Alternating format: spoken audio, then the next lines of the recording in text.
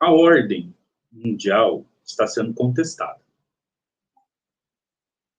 E a principal organização multinacional a contestar a ordem mundial imposta pelos Estados Unidos e pelos europeus são os BRICS.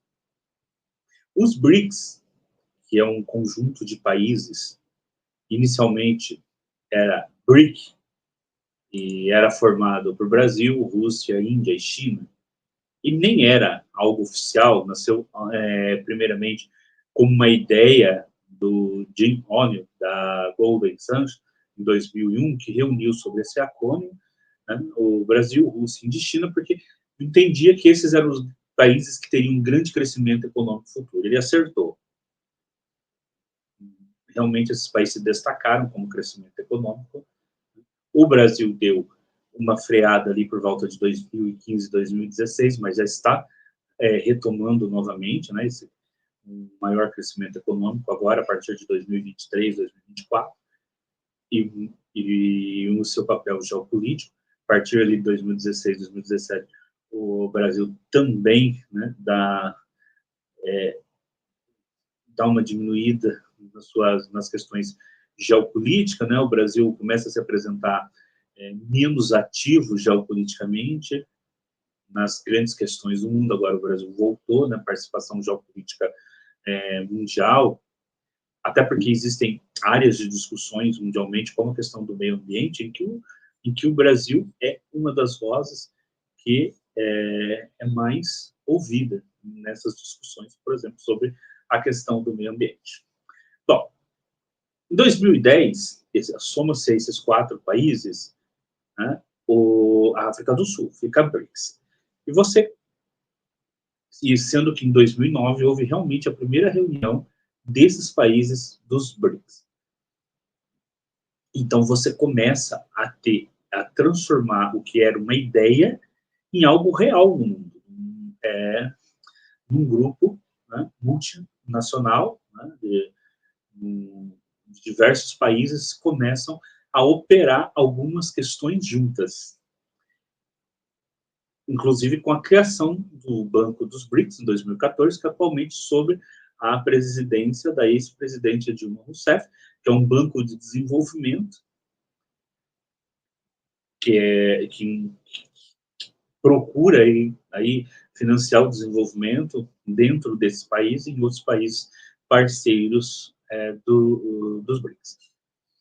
Esses países juntos representam uma parcela extremamente significativa da economia mundial. China e Índia, segundo as projeções, os dois têm chances de serem a primeira economia mundial nos próximos 20, 30 anos. Talvez, inclusive, um deles vá ultrapassar os Estados Unidos como grande economia mundial, se é que já não ultrapassou. Caso da China, mas a Índia, seja como for, China, Índia e Estados Unidos vão estar aí disputando a primazia, em primeiro lugar na economia mundial nos próximos 20, 30 anos. Então,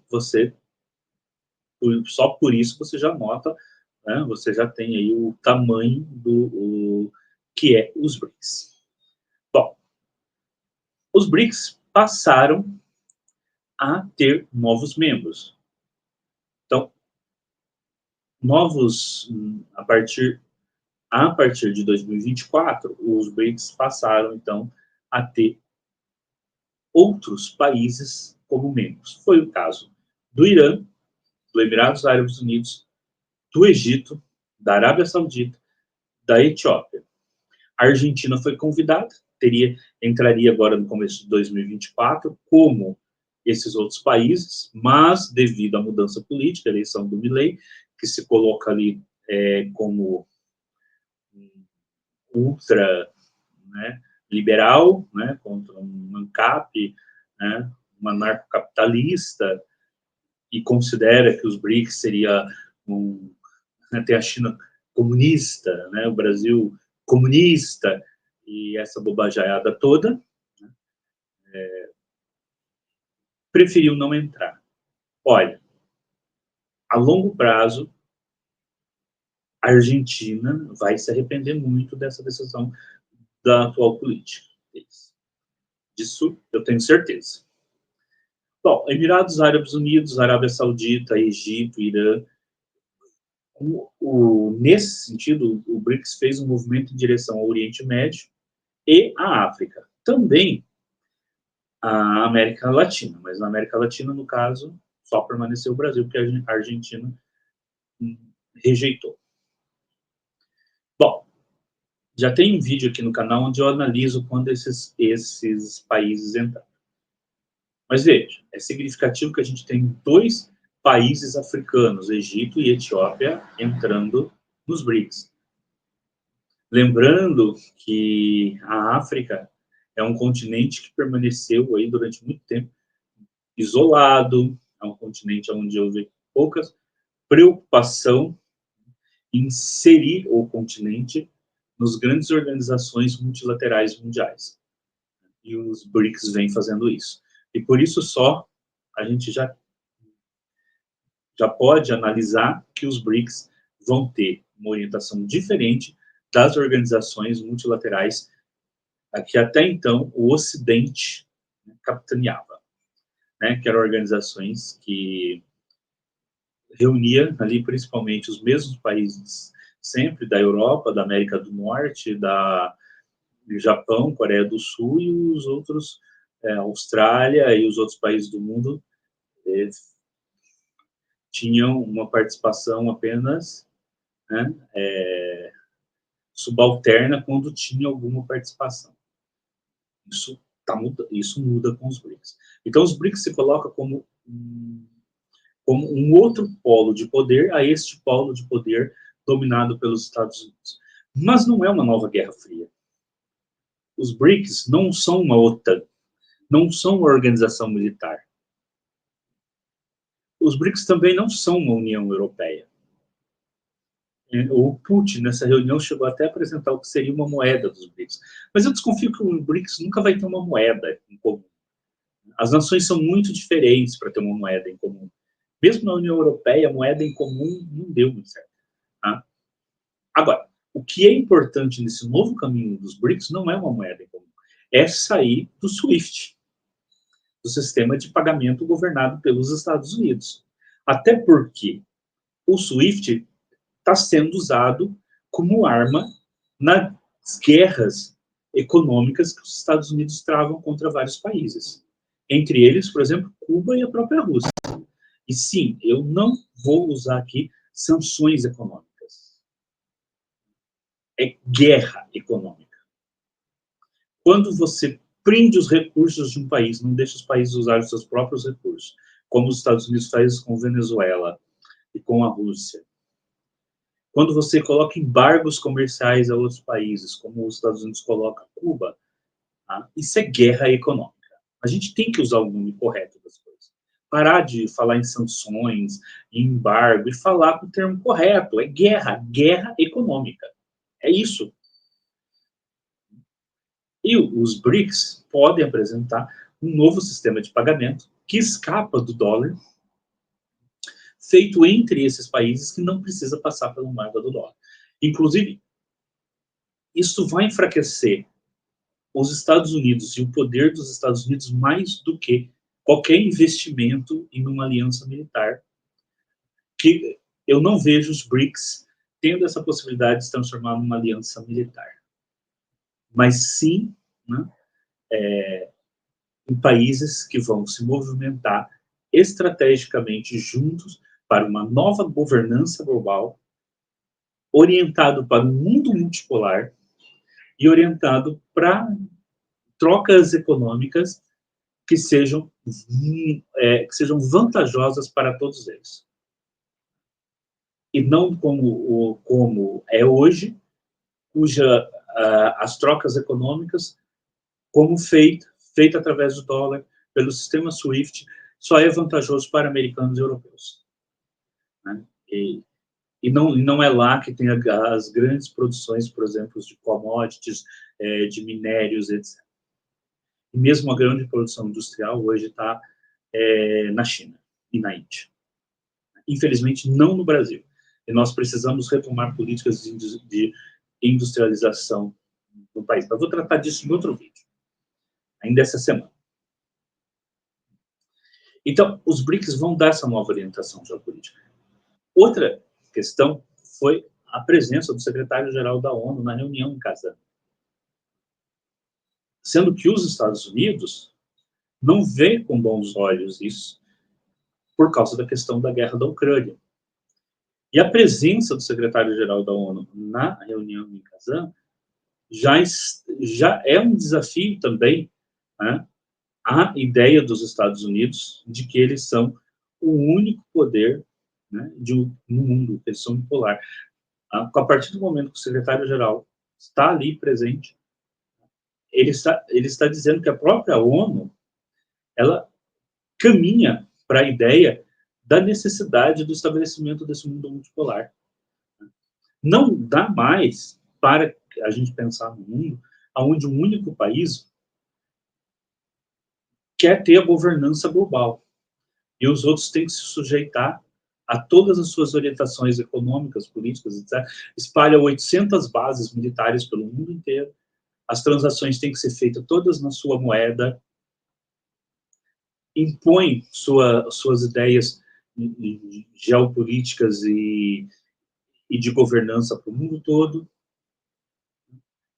Tem, uma, tem eleições internas onde um candidato perde a eleição, a maioria dos votos vai para outro candidato, mas devido à existência de uma eleição ali feita, né, por, por representantes de cada estado, a pessoa perde na votação popular, mas ganha a eleição, porque o voto é indireto, porque o delegado de cada dos estados ali se somam e o candidato tem 2 milhões de votos populares a mais do que o outro, mas é o outro que é eleito. Tem um sistema partidário que só permite a existência de 2 partidos, os outros partidos não conseguem, como está acontecendo nessa eleição.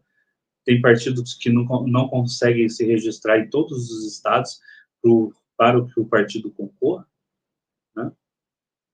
Como está acontecendo nessa eleição agora, lá nos Estados Unidos mesmo, e aí esse, esse país, né, ele quer administrar as eleições e a política interna de todos os outros países do mundo, né? Então, os BRICS estão colocando essa nova perspectiva, né, de um mundo multipolar, onde esses países trabalham junto por questões globais que interessam a todos, mas sem intervenção nas suas políticas internas. Mas cada país tendo a sua própria política interna, sem intervenção um do outro. Então, o BRICS tende a crescer muito. Muitos países pediram para poder entrar dos BRICS. Muitos países. É lógico que tem que ir aos poucos para que seja ali, para que seja estruturado polos de poder. E o que fica evidente, inclusive agora que eu vou comentar os países que entram agora, é que esses polos de poder vão se orientar em torno dos membros fundadores. Então, novos membros que vão entrar na América Latina precisam da aprovação do Brasil. Novos membros na África, da África do Sul. Novos membros da Ásia Central, Oriente Médio, da aprovação ali da Índia, Rússia, novos membros da Ásia, Índia e China. Então, esses países, eles estão orientando o entorno deles para a entrada nos BRICS. Então, se o Brasil veta, como aconteceu agora, eu vou comentar no caso da Venezuela, um país aqui da América Latina, ele é vetado porque o Brasil é o polo de poder na América Latina em torno dos BRICS, porque é um dos membros fundadores. Então, vamos lá, vamos aos novos países que têm entrado, que entraram agora nos BRICS.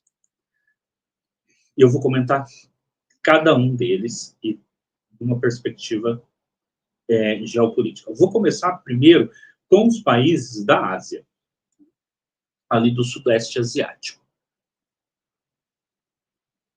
Então, Malásia, Tailândia e Vietnã.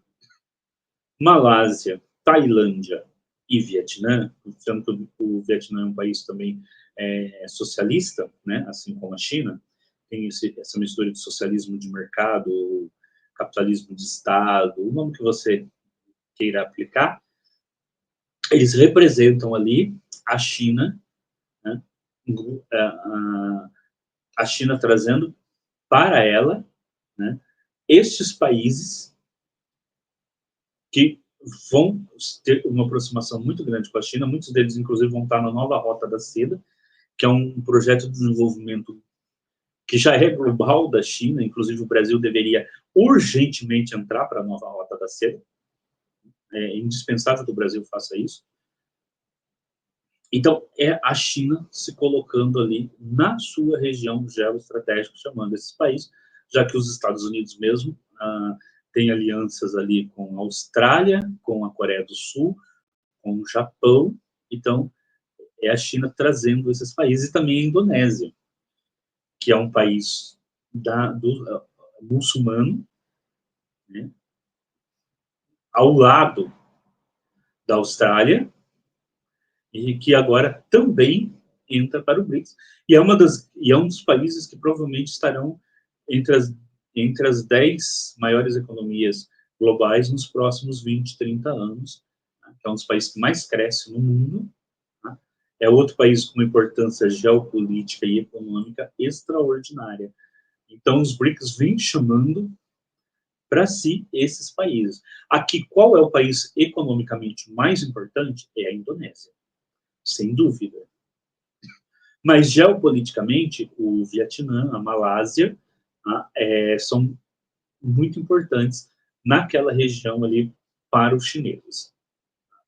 Então, você tem a entrada desses países. Os BRICS é uma aproximação maior com os chineses, também fazendo essa parceria da nova Rota da Seda, e você tem aí a Indonésia sendo atraída também para este bloco de países, que é muito importante para que a Indonésia esteja aí também. E, inclusive, a Indonésia, todos os países novos que entraram, a Indonésia é o único que tem uma economia, né, tão grande quanto os cinco membros principais ali, né? Inclusive maior do que a economia da África do Sul. Bom, Ásia Central.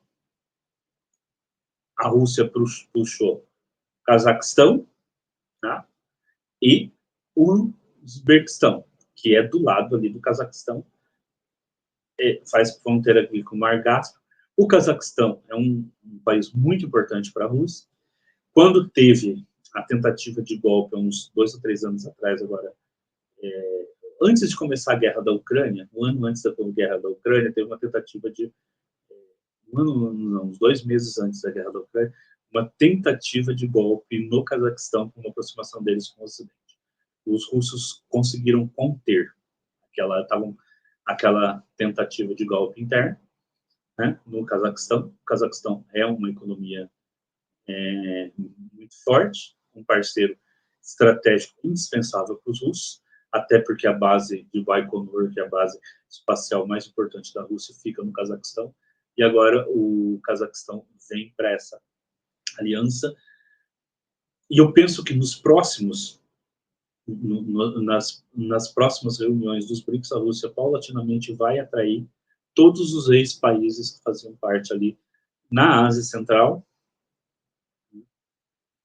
para os BRICS, que faziam parte da antiga União Soviética, assim como provavelmente, futuramente, talvez a Armênia, né, também vão ser atraídas aí, ali para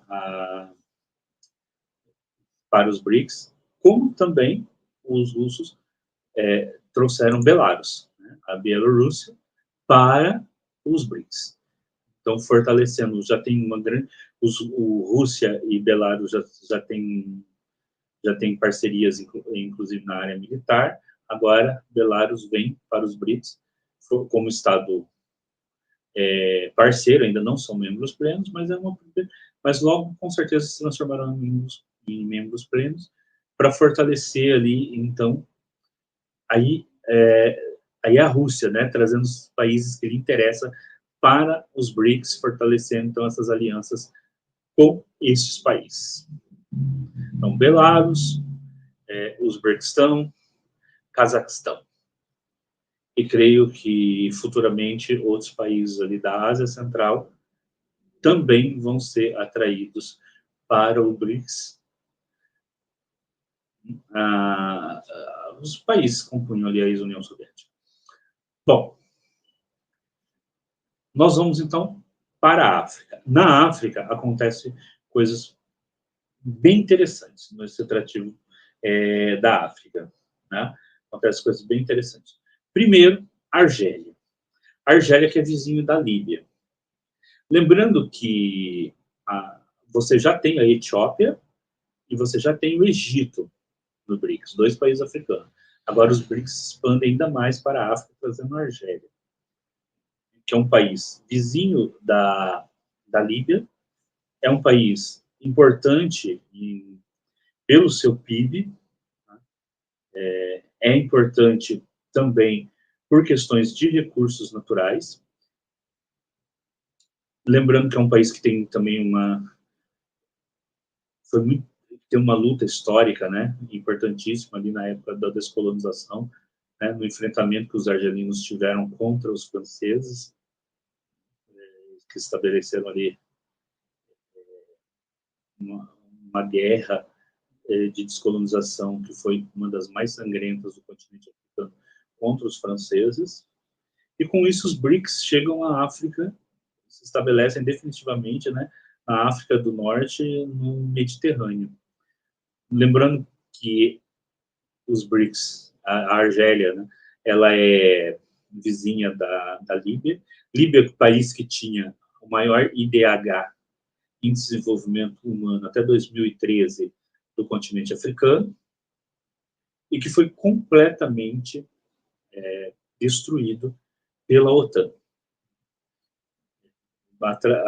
Então, com a questão deles de depor o Muammar Gaddafi para estabelecer a democracia, né, na Líbia, e, na verdade, a gente sabe que havia interesses ali com relação ao petróleo, e também destruir Muammar Gaddafi de vez, porque o Muammar Gaddafi era alguém que tinha um projeto geopolítico claro para o seu país, era o país mais desenvolvido da África, e também para a própria África, era alguém que pregava uma União Africana forte, que pregava que a África deveria agir em conjunto, e por ter esse projeto geopolítico próprio, esse projeto geopolítico não subordinado aos Estados Unidos ou aos europeus, teve então seu país completamente destruído, hoje, inclusive com a volta até ali da escravidão nesse território. Então, o país que já foi mais desenvolvido do continente africano, e a democracia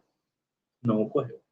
Está dividido lá em vários grupos de comandantes militares que comandam um país em torno de poços de petróleo, e na hora de destruir o regime anterior, a OTAN agiu rapidamente. Agora, né, já se passou quase 11 anos após a destruição do regime de Muammar Gaddafi, você não vê eles se mobilizando com tanta intensidade para realmente estabelecer a democracia que eles pretendiam levar ali. Ou seja, a ideia de democracia era só uma desculpa para destruir o país mais desenvolvido do continente africano, talvez tirando a África do Sul, e que tinha um projeto geopolítico próprio. E isso não é tolerável. Chega agora nos BRICS a Nigéria, país mais populoso do continente africano, um dos mais populosos do mundo, e a Uganda, que é um país vizinho ali da Etiópia, com o qual a Etiópia tem boas relações. Lembrando que a Etiópia atualmente tem relações não tão boas com a Somália, né, e com o Sudão. Então, a entrada de Uganda e da Nigéria no mesmo bloco em que a Etiópia está, traz para a Etiópia também um alívio no seu entorno geopolítico ali na África. Vamos então agora para nosso continente, para a América. Bom, nosso continente entra Bolívia, com aval do Brasil, isso é muito importante. A Bolívia que tem aí as grandes reservas de lítio, que tem interesses tanto do Brasil como também da China, porque o lítio é importantíssimo nas novas tecnologias, como celulares, computadores e carros elétricos. A China, inclusive, está estabelecendo fábricas na Bolívia, porque ao contrário do que queriam os americanos, entre eles aí o Elon Musk, né, que era simplesmente pegar o lítio e levar para ser processado em outro lugar, a China está processando o lítio na própria Bolívia, que é para criar empregos de qualidade e criar uma base industrial na Bolívia, e isso é importante. E ao contrário do que diz, né, o Elon Musk estava disposto a dar golpe em qualquer país para manter seus interesses, a China estabelece relações comerciais com os países sem querer dar golpe nos países, né, sem querer derrubar governos internos, respeitando a política interna de cada país. Por isso, esses países estão se mobilizando em torno dos BRICS, né, e não em torno de países que têm agendas que são que vão além das relações comerciais e além das relações que são expostas claramente. E é importantíssimo que o Brasil traga a Bolívia, que o próprio Brasil crie maiores relações com a Bolívia, tanto pela questão do lítio, como pela questão da necessidade de você ter ferrovias, do Brasil criar ferrovias ali que vão chegar até o Pacífico, e toda a nossa interação, a nossa interação comercial ali com a Bolívia. Também o gás, que é muito importante, no caso, para o Brasil. Bom, um segundo país a ser trazido para o BRICS é Cuba.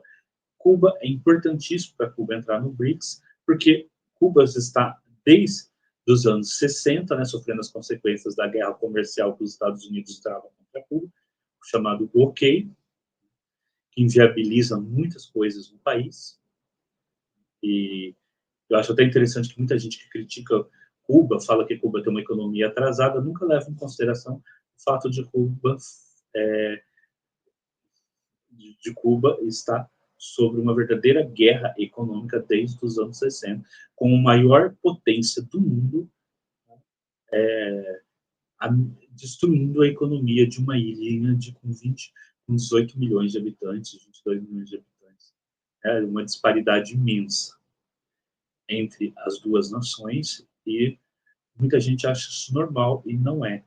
Então, a entrada de Cuba, inclusive com os BRICS, criando uma alternativa ao sistema SWIFT, e com Cuba nos BRICS, isso pode eliminar definitivamente as consequências do bloqueio econômico sobre Cuba, e Cuba aí, então, vem se colocando dentro das relações do mercado mundial. É muito bom que o Brasil tenha feito, né, esse movimento de trazer Cuba para os BRICS. Agora, por último, eu quero falar de um país também do Oriente Médio que eu não falei, porque é um país euroasiático, que é a Turquia. A Turquia que está sob o governo do Erdogan, e a Turquia, desde que o Erdogan assumiu, ela tem esse propósito de retomar a ideia do antigo Império Otomano, de se consolidar como potência. Atualmente, ali, a Turquia tem relações com Israel, por exemplo, ao mesmo tempo que publicamente ataca retoricamente Israel. Tem tropas no norte da Síria, onde a Rússia também tem tropas, né, a Rússia mais em Latakia, e perto de Damasco, e a Turquia no norte da Síria, principalmente para conter ali o avanço dos curdos. Tem relações com o Azerbaijão, os azeris, né, apoia os azeris, que tem relações tumultuosas ali, conflitos com os armênios, inclusive, recentemente os armênios foram expulsos definitivamente, né, gente, surgiu o nome agora, de Nossa, me surgiu o nome agora. Tá? Eu lembrei o nome para falar e depois o nome desapareceu. Eu gravei vários vídeos sobre esse território. Vamos lá. Mas vou procurar aqui na internet.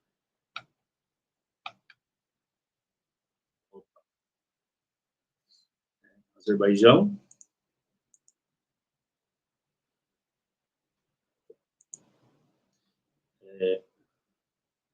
Nagorno-Karabakh, né? Era um território armênio dentro do Azerbaijão, e os azerbaijanos retomaram esse território, mas agora eles também têm um território que fica entre a Armênia e a Turquia, e eles querem fazer um corredor para chegar ali.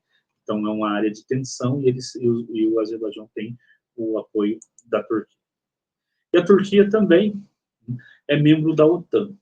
Só que nunca foi aceita como membro da União Europeia, né? Não conseguiu ali ser aceita como membro da União Europeia, já fez, acho que desde 76 que a Turquia tenta entrar ali na União Europeia, e agora entrou para os BRICS. Então a Turquia vai ter essa questão de ser, ao mesmo tempo, membro da organização dos BRICS, que é uma organização multilateral, mas multinacional, que pretende uma nova governança mundial, mas ainda permanece dentro da maior aliança militar capitaneada pelos Estados Unidos.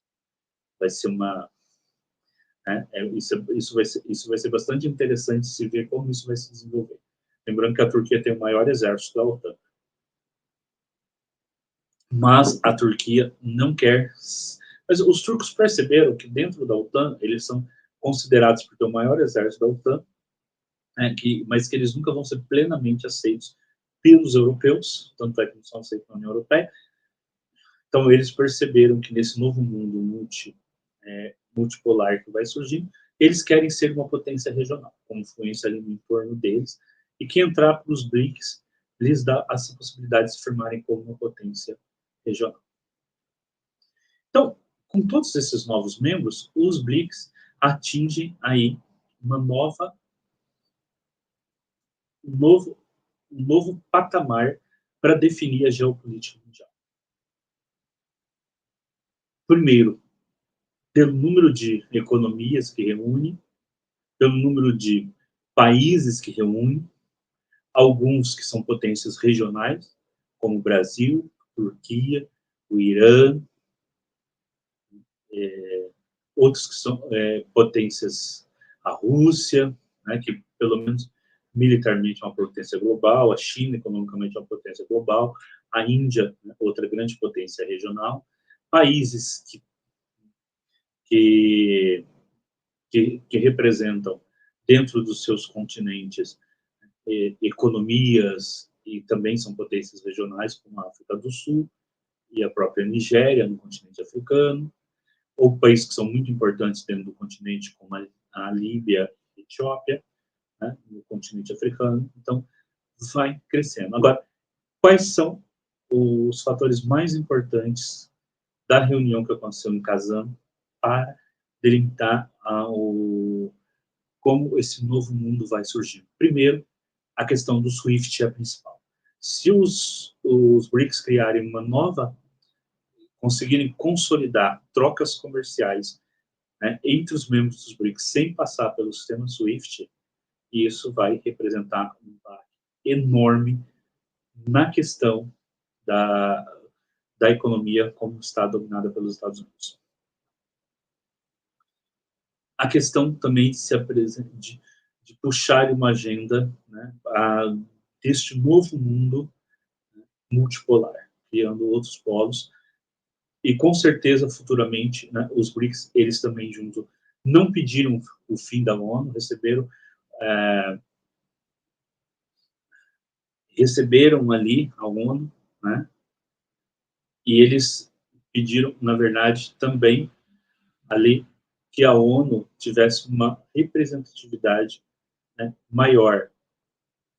E isso vai, inclusive, de encontro à possibilidade de futuramente você ter uma expansão do Conselho de Segurança da ONU, né, o que é extremamente necessário. O Brasil pede muito isso, né?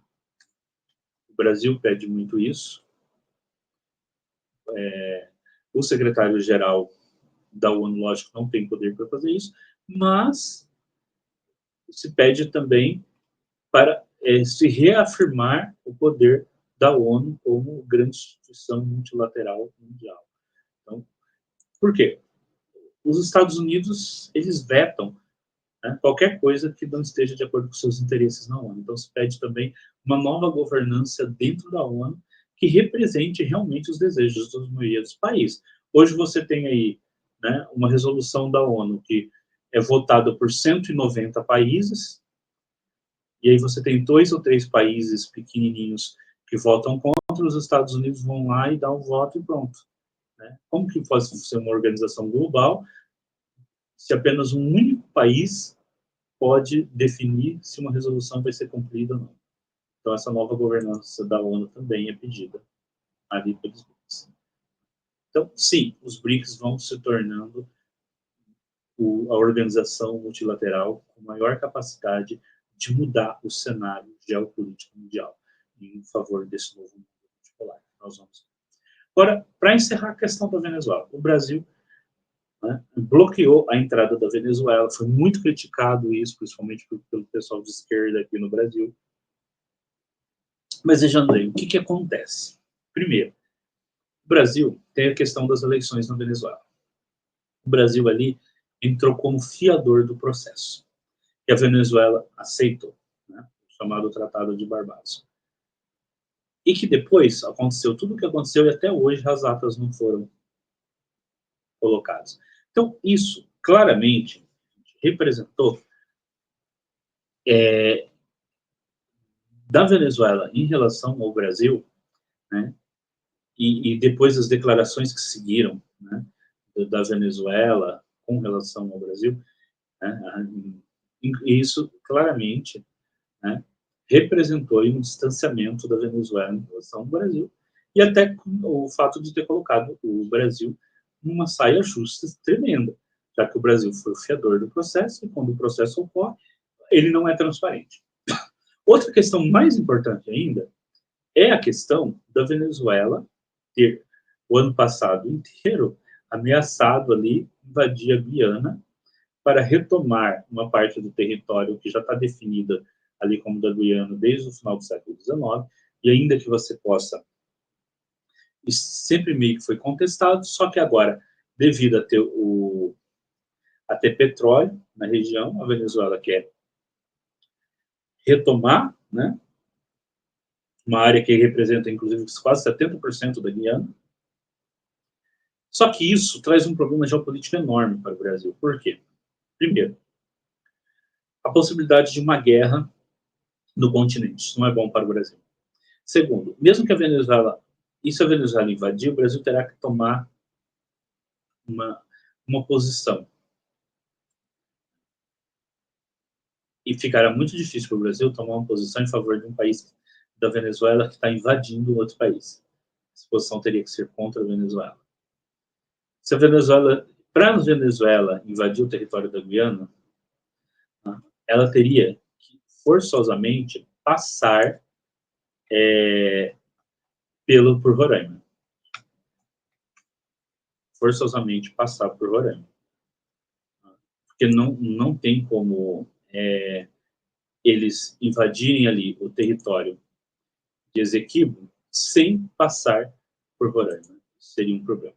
E mesmo que essa invasão não ocorra, que não ocorra guerra, que seja só retórica do Maduro, essa retórica pode levar a Guiana, que é um país que não tem nenhuma capacidade de enfrentar militarmente Portugal, a pedir a instalação de uma base militar inglesa ou americana ali, como salva para garantir, né, a sua integridade territorial. O que o Brasil não quer, porque uma base militar ali, né, colocaria na Amazônia uma base militar norte-americana, é tudo que o Brasil não quer. Então, o Brasil agiu certo. E a outra questão, os venezuelanos, eles pretendem ser eles fazem, eles inclusive, é, se você pegar dos anos 2000 para cá, né, a Venezuela e o Brasil, de certa forma, sempre disputaram, né, a geopolítica na América do Sul. Tá? Então, a Venezuela, ela não pretende ser um jogador de segunda categoria. A Venezuela, ela pretende fazer sua própria disputa e o seu próprio jogo geopolítico dentro da América do Sul, atraindo para ela, como o Chávez fazia, né, fundando ali as suas próprias instituições multilaterais para atrair países, né, no entorno dela. Então, a Venezuela fundou ali suas próprias instituições multilaterais, enquanto o Brasil pretende ser essa potência regional na América do Sul. E se a Venezuela também pretende ser uma potência regional na América do Sul, lógico que vai ter um embate. Então, aí o veto do Brasil à Venezuela é uma demonstração que o Brasil dá de que aqui na América do Sul, quem é a potência regional que convida ou não os países para entrar nos BRICS é o Brasil. Então, o Brasil se fortalecendo enquanto a potência regional da América do Sul, ali da América Latina também. Então, é o Brasil assegurando esse seu papel como potência regional, e eu não vejo que o Brasil esteja errado nisso. O Brasil é o maior país da América do Sul e o Brasil precisa, sim, se consolidar enquanto potência regional e enquanto o país que traz para os BRICS, junto com ele, né, outras nações. Então, o Brasil agora validou Cuba, validou Bolívia. Espero que nas próximas reuniões o Brasil consiga aí validar outros países, Paraguai, Uruguai, trazendo junto com ele outros países para os BRICS, e ao mesmo tempo fortalecendo outras organizações multilaterais aqui na América do Sul e na América Latina como um todo, mas se colocando, tanto incontestamente, como a potência regional. E é lógico que o Brasil vai encontrar dois desafios aí na América do Sul. De um lado, o Milei na Argentina, só que o Milei na Argentina não consegue captar outros, e do outro, o Maduro na Venezuela.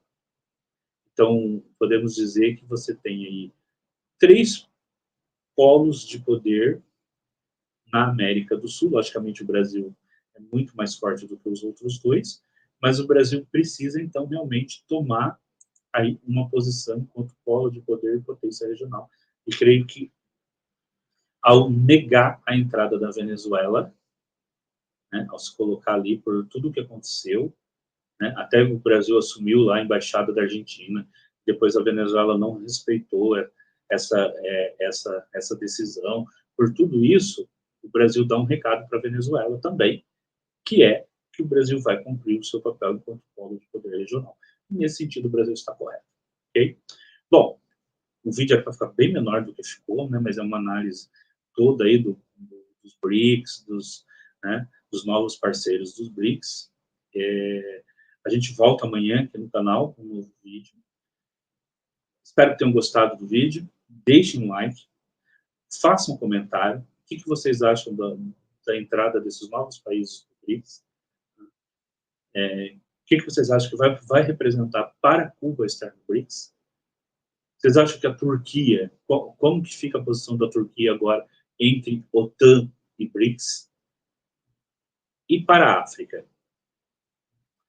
O BRICS vai representar para o continente africano, com cada vez mais países entrando, investimentos chineses chegando na África, vai representar aí, nós vamos ver, durante esse século XXI, a África se desenvolvendo e chegando aos mesmos patamares de outras economias do mundo. Será que nós veremos ali polos de desenvolvimento na África, como nós tivemos no final do século XX na Ásia, nós vamos ver na África?